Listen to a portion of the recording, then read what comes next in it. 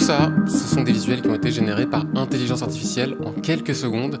Et pour le dernier exemple, ce sont des illustrations générées sur Midjourney par Pentagram. Tout simplement l'une des plus grosses agences de branding au monde. Quand on voit ça, on peut se poser une question. L'IA va-t-elle réellement remplacer le métier de graphiste? Est-ce que cette technologie va être complètement disruptive pour le secteur? La question est légitime et je me suis dit qu'il était grand temps que j'aborde le sujet sur ma chaîne parce que j'ai encore jamais publiquement partagé mon opinion. Donc je vais vous donner mon point de vue en tant que professionnel du métier qui le pratique maintenant depuis presque 10 ans parce que je pense que pour donner un avis un minimum pertinent, c'est essentiel de savoir de quoi on parle. Je vois trop souvent des personnes qui disent que ce métier va disparaître mais en réalité qui n'y connaissent strictement rien et ont vu passer des illustrations ou des logos générés par IA qui sont parfois certes impressionnants mais ne suffisent pas à annoncer que le métier va être remplacé. C'est plus complexe que ça et surtout, c'est pas tout noir ou tout blanc. Donc dans cette vidéo, on va tenter de répondre à plusieurs questions comme est-ce que le graphisme est en danger?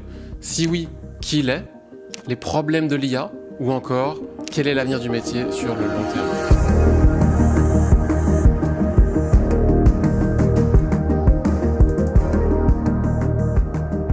Juste avant de commencer, je suis obligé d'expliquer en quelques secondes ce qu'est le graphisme parce qu'en fait, c'est une discipline qui est très vaste et qui implique aussi bien la création d'identité graphique que le design de packaging, la création d'interfaces, du motion design, du travail typographique ou de la signalétique et tout ça toujours dans un but de communication.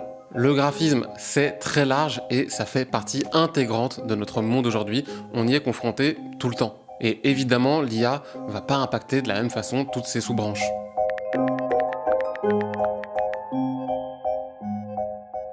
Bon, en général, quand on parle d'IA et des craintes, on parle principalement d'IA générative. Donc ces intelligences artificielles qui permettent de générer des images à l'aide de texte. Pour le côté graphique, on peut retrouver DALL-E de OpenAI ou Midjourney, Firefly de Adobe, ou alors parfois elles sont directement intégrées dans les logiciels comme dans Photoshop ou alors dans Figma. Et non, vous rêvez pas, il y a bien une maquette de site web qui est en train de se créer toute seule. Mais qu'est-ce que ça vaut en fait? Je vous propose simplement de prompter quelque chose histoire d'avoir un aperçu de ce à quoi ça ressemble quand on veut générer un logo par exemple. Je vais écrire ici, j'ai un business de sauce piquante qui s'appelle Yellowbird. J'ai besoin d'un logo assez fun, playful, de couleur jaune, minimaliste, en flat design. Honnêtement là je pense que le prompt il est quand même assez précis. J'essaye vraiment de le faire le mieux possible. Et voici les résultats.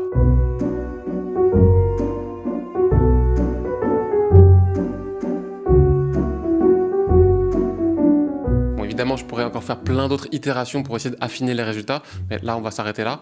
Et il y a plusieurs choses à faire remarquer. Déjà, premièrement, c'est quand même assez impressionnant, on va pas se mentir. C'est assez fou d'arriver à des choses pareilles, sachant que c'était encore inimaginable il n'y a pas si longtemps que ça.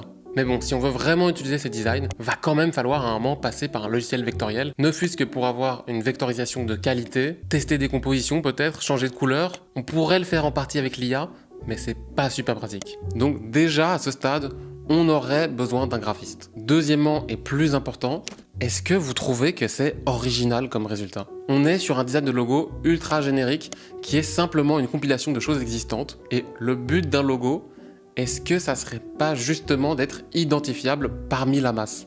De sortir du lot. Troisièmement, en fait, Yellowbird, les amis, c'est une marque qui existe. Je vous l'ai un peu caché.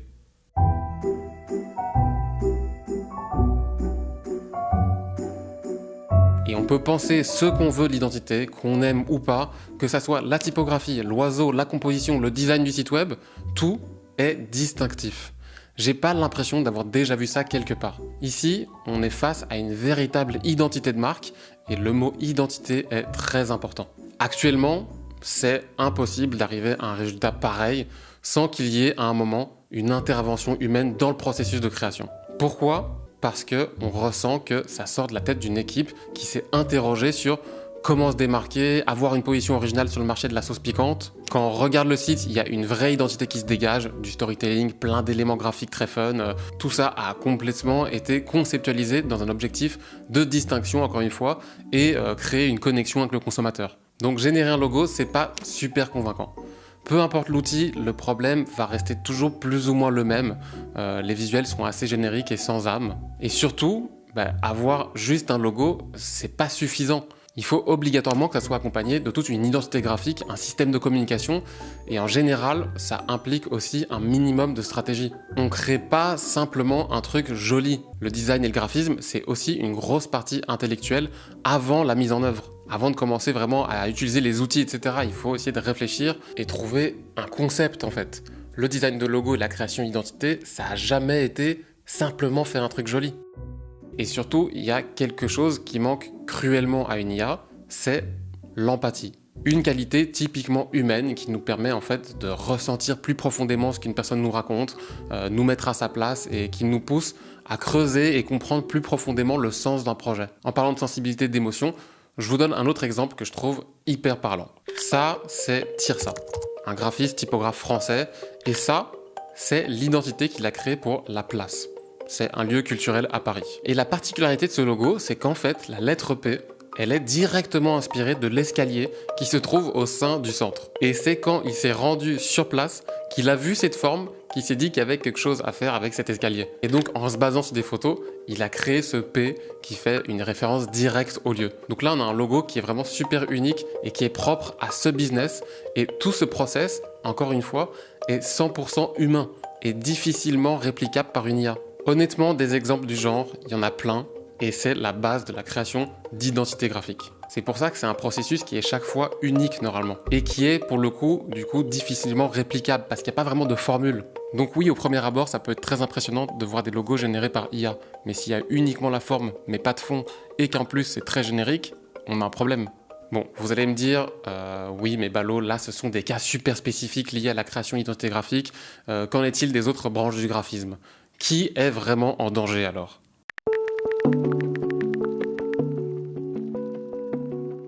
Comme on l'a vu, l'IA peut générer plus ou moins des logos, des arrière-plans pour un packaging de façon un peu plus convaincante. Elle peut créer également automatiquement des layouts pour un site web. Bon, tout ceci, encore une fois, ce sont des outils qui vont être utilisés par les designers et non par les clients. Mais je vous propose maintenant qu'on pose la question à un professionnel d'un autre secteur, le design d'interface. Comment aujourd'hui l'IA impacte son métier et comment il voit l'avenir de la profession ? Alors moi, je suis designer d'interface déjà et je ressens pas encore trop l'impact de l'IA dans mon métier parce qu'on a encore pas mal besoin de l'humain pour les piloter. J'entends par là que, par exemple, tu vois, on pourrait se dire, quelqu'un a besoin de faire un poster, il va taper poster de chien, il va voir son poster et du coup, il va pas faire appel à un expert. Dans mon métier, on a encore besoin de l'expertise humaine un peu plus, dans le sens où c'est des choses, des connaissances qui sont pas forcément codables dans un ordinateur. Parce que mon métier de designer d'interface, c'est surtout tester avec des utilisateurs, voir leurs réactions et modifier. Ouais. Donc ça reste encore quelque chose d'assez poussé, où la sensibilité humaine, elle est encore très présente. Et c'est pour ça que je dis à pas mal de gens qui se sentent menacés dans les métiers créatifs que la meilleure façon de réagir, c'est d'apprendre, de l'apprivoiser et de l'utiliser à bon escient. Et qu'est-ce que tu penses des outils qui permettent de générer des layouts d'applications ou de sites web en un seul clic ?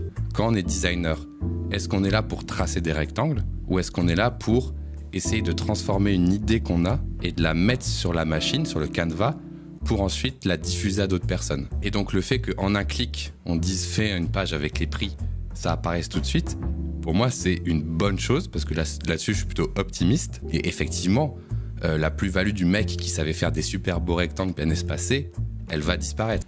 Et pour terminer alors, comment est-ce que tu vois l'avenir du métier de designer d'interface ? Pour moi, l'avenir du métier de designer d'interface, il va, comme je le disais, beaucoup plus s'élever parce que toutes les tâches assez mécaniques et manuelles, elles vont être, on va dire, automatisées et surtout mettre une valeur ajoutée autre part, à faire par exemple tester plus de versions ou créer plus de personnalisation, etc., etc. Comme le dit Basti, si votre job aujourd'hui c'est de bouger principalement des icônes sur une interface ou de créer des logos qui ressemblent à d'autres, que vous n'ajoutez pas de valeur dans votre travail, alors vous êtes peut-être un peu plus en danger. Mais je vous invite alors à repenser votre façon de travailler pour aiguiser vos compétences et proposer à votre client un accompagnement plus pointu. Le design d'interface, c'est pas uniquement ça, c'est aussi penser à l'expérience utilisateur. Comme dans la création d'identité, c'est pas uniquement du design joli, c'est aussi de la stratégie et un positionnement. Des compétences que l'IA peut un peu plus difficilement répliquer, parce que c'est souvent aussi du cas par cas. Mais dans le motion design alors, j'ai actuellement pas trouvé d'IA qui permette de faire des animations vectorielles convaincantes. Alors oui, il existe tout de même des possibilités pour animer du texte, des images, des logos à l'aide de templates ou de presets, mais ça, c'est pas nouveau. Et puis, c'est rarement des choses ultra personnalisables. Du coup, vous êtes quand même cranté à un template pour le coup. Donc, ce qui est pas toujours hyper intéressant. Mais dans un autre registre lié à l'animation, là, c'est moins du motion design, je vous invite à aller voir le processus de création du clip de Kuko, qui a demandé énormément de techniques différentes et le travail d'artistes spécialisés en animation 2D, en 3D, en chara design, mais qui a été combiné à des spécialistes de l'IA pour générer des milliers d'assets différents sur base de 60 illustrations, simplifier des process d'animation, etc. Et c'est triste à dire, mais ce genre de méthode va de plus en plus se démocratiser, réduisant les équipes qui bossent sur ces animations, et donc, en finalité, on a moins d'animateurs payés. Je vous mettrai le lien, si vous voulez, du making-of complet en description. Je vous invite quand même à aller le voir. Mais tout ça, c'est quand même une vision qui est assez court terme, voire moyen terme. Qu'en est-il de plus tard ? Aujourd'hui, c'est sûr, l'IA ne peut pas tout remplacer, mais elle évolue très vite. Si demain, elle pouvait par exemple entièrement analyser un marché, intégrer la demande d'un client, proposer la solution parfaite et gérer les retours, est-ce qu'on serait totalement évincé du tableau ? Si on pousse le raisonnement à l'extrême, ça peut effectivement faire peur. Mais en réalité, on peut appliquer cette logique à presque tous les métiers. Développeurs, garagistes, médecins, conducteurs, architectes, vendeurs, enfin, on peut pousser l'automatisation partout. Et dans ce cas, on ne travaille plus en fait. Effectivement, certains métiers vont en partir en premier, mais c'est qu'une question de temps pour les autres. Mais est-ce qu'on veut vraiment un monde où chaque décision, chaque interaction humaine, chaque création serait le fruit d'un algorithme ? Pour moi, ça reste quand même assez utopique. Par contre, une vision long terme, un peu plus réaliste selon moi, et je prétends pas détenir la vérité, serait que de plus en plus d'agences vont tout simplement intégrer les outils d'IA dans leur méthode de travail. Ça sera un outil très exploité et de plus en plus normalisé. On le voit déjà en fait avec l'agence Pentagram, qui je le rappelle est l'une des plus grosses agences de branding au monde, qui a utilisé l'IA dans un de leurs derniers projets. Ils ont même partagé tout le processus de création sur leur Instagram et je pense que c'est que le début. Alors oui, ça a fait un gros bad buzz et provoqué l'indignation dans le milieu. Je vous invite à aller faire un petit tour dans les commentaires. Mais qu'en sera-t-il dans quelques temps, quelques années, quand ça sera encore plus accepté ? Parce que je pense que malheureusement, à force que le temps passe, les gens vont de moins en moins s'indigner et ça va être de plus en plus toléré. Ça ne veut pas dire que c'est une bonne chose, mais c'est un fait qui montre la direction que prennent certaines entreprises. Ils ont utilisé un illustrateur en interne pour dessiner le matériel de base et ensuite ils ont utilisé Midjourney pour générer des milliers d'assets à l'aide d'itérations. Et donc effectivement, ce qui aurait dû normalement être fait par plusieurs illustrateurs a drastiquement été réduit par un illustrateur et une IA. Ce que personnellement je ne cautionne pas, surtout vu leur position. Et c'est exactement comme l'a fait également Paul Trio pour le clip de Kuko. Ils étaient une équipe, je crois, d'une vingtaine de personnes pour un boulot qui aurait peut-être dû être fait par le double, ou alors avec le même nombre, mais dans une durée beaucoup plus longue. Et là, il pourrait y avoir un autre débat qui est « Oui, mais il n'y avait pas de budget de toute façon pour engager plus de monde, donc est-ce que ça légitimise le fait d'utiliser une IA pour aller plus loin dans le projet ?» Je suis curieux d'avoir vos avis là-dessus. C'est en tout cas un des arguments qui a été sorti par Paul Hacher dans sa réaction au drama. Malheureusement, on vit dans un monde capitaliste où certaines personnes pensent principalement au profit et s'ils ont l'occasion de faire des coupes budgétaires grâce à un outil, ils vont choisir cette voie, quitte à mettre à la trappe des designers et des illustrateurs. À la vitesse à laquelle ça évolue, c'est compliqué de tout prévoir, mais en dehors de cette vision, il y a quand même d'autres soucis qui sont, eux, pour le coup, très actuels. Laissez-moi commencer par une petite métaphore. Si vous devez construire une tour, vous pouvez, si vous le souhaitez, aller dans un commerce, acheter tous les outils, acheter les matériaux, rassembler tout ce dont vous avez besoin pour construire votre tour. Vous bossez pendant un bon moment, mais le problème, c'est que vous n'aviez pas forcément les compétences techniques requises pour la construire. Vous y êtes quand même parvenu, mais à cause de ces lacunes, votre tour est un peu bancale et elle menace de s'effondrer. Alors que si vous aviez payé les ressources et que vous aviez embauché quelqu'un qui a les bagages techniques en sa possession, parce qu'il est formé à créer des tours, vous vous seriez probablement retrouvé avec une tour qui possède de bien meilleures fondations, qui est parfaitement stable et prête à affronter l'épreuve du temps. Et bien pour moi, c'est pareil en graphisme. Construire un site, créer une animation, développer une identité visuelle, ce sont des tâches qui nécessitent des compétences. Même avec l'IA, sans une vraie compréhension du métier, on risque d'obtenir un résultat moyen, voire inutilisable dans certains cas. Et même si la technologie évolue et que les outils sont encore plus puissants, pour les utiliser et pas faire n'importe quoi, je pense qu'il est essentiel de maîtriser le sujet et les bases, et ce pour n'importe quelle branche du métier. Maintenant, difficile d'aborder le sujet de l'IA sans parler un minimum de l'éthique. C'est ici une question qui est très complexe. Il y a plus ou moins deux camps. Ceux qui estiment qu'une machine n'a pas le droit de s'inspirer d'œuvres pour en créer d'autres et considèrent que c'est du vol, et ceux qui suggèrent que la machine agit exactement comme un être humain qui s'inspire. Honnêtement, c'est pas facile de répondre à cette question et je comprends totalement qu'il y ait des gens, des personnes qui se sentent volées. J'ai l'impression qu'il y a peut-être quand même un entre-deux à trouver. Un peu comme on le ferait dans le milieu de la musique, quand un artiste a samplé un autre, il rémunère l'artiste samplé en droit d'auteur, et je crois que c'est encore plus vrai pour les personnes qui génèrent des œuvres dans le style de quelqu'un en particulier. C'est un vrai débat philosophique qui se joue ici, et personnellement, je suis totalement ok sur le fait qu'un humain s'inspire de mon travail par exemple, mais j'aimerais pouvoir dire si oui ou non une machine appartenant à une entreprise privée peut le faire. Juste avoir le choix en fait. Surtout quand derrière c'est utilisé pour faire de l'argent. On le voit encore très dernièrement avec la nouvelle mise à jour de ChatGPT, Internet est rempli d'images dans le style du studio Ghibli. De quel droit en fait on peut pomper tout le style d'un studio qui a mis des années à bâtir sa réputation. Surtout quand les principaux concernés sont contre. Raison pour laquelle je ne pratique pas ce genre de choses, je considère ça plus ou moins au même titre que le plagiat. Ensuite, le modèle actuel n'est pas viable sur le long terme. C'est pas moi qui le dis, c'est Sam Altman, le CEO d'OpenAI, donc l'entreprise derrière ChatGPT, Sora, DALL-E. C'est ultra gourmand en énergie et par exemple pour ChatGPT, ça consommerait 10 fois plus qu'une simple recherche Google. Ce qui veut dire que pour faire face à la demande croissante, il faudrait une révolution technologique en termes de production d'énergie.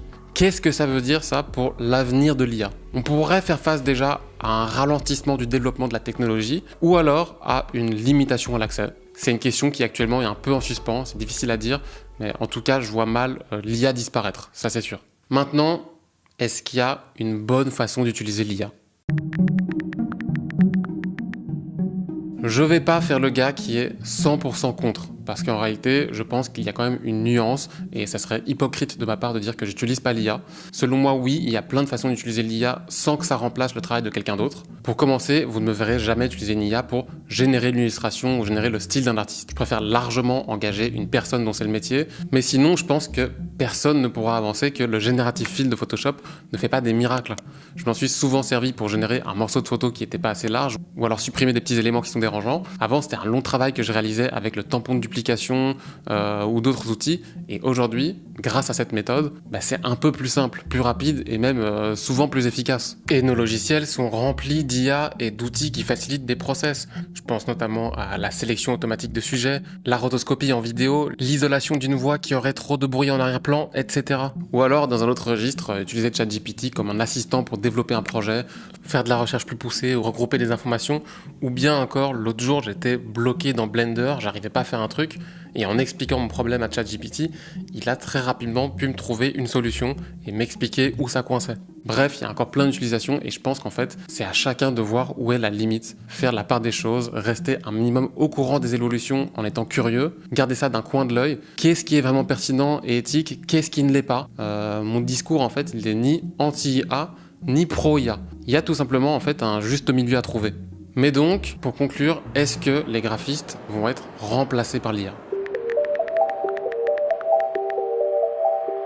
Je pense que oui et non. Premièrement, il faudra toujours des personnes pour utiliser ces outils. Peu importe leur puissance, ils ne sont pas autonomes. Je vois vraiment mal des institutions se débarrasser de leurs graphistes et avoir une IA à la place. Dans ce cas, qui va utiliser l'outil ? Ensuite, ça dépendra de votre position. Si vous êtes qu'un simple exécutant et que vous faites des tâches répétitives, alors peut-être que vous êtes en danger. Mais comme l'étaient des personnes il y a 15 ans qui s'occupaient principalement de détourer des objets sur Photoshop pour faire des PNG transparents et les mettre sur un marketplace. Pour moi, le métier, il évolue simplement et aujourd'hui, plus qu'avant, en tant que designer, il faut développer des compétences plus larges. Par exemple, si vous adorez créer des identités graphiques, apprenez tout ce qui est lié à la création de marque. Ne créez pas une coquille vide, mais une identité distinctive avec toute une stratégie qui va avec. Vous devez pouvoir accompagner votre client, être un conseiller, un expert du domaine pour pas être remplaçable. Alors oui, l'IA va devenir plus puissante, mais elle restera un outil parce que au final, ceux qui façonnent les nouvelles tendances, ceux qui créent l'émotion, l'inattendu, l'innovation, ce sont les designers et donc les humains. Et je pense aussi que l'authenticité et l'originalité vont devenir encore plus précieuses parce que les machines, elles vont recycler, mais les humains, eux, ils vont tenter d'innover. Donc non, les designers ne vont pas disparaître, peu importe l'outil en fait. manuel, ordinateur, IA. Pour devenir un bon designer, il faudra toujours une connaissance large du sujet, affiner son travail et son regard au fil des années, et prendre le temps pour créer un design qui transcende.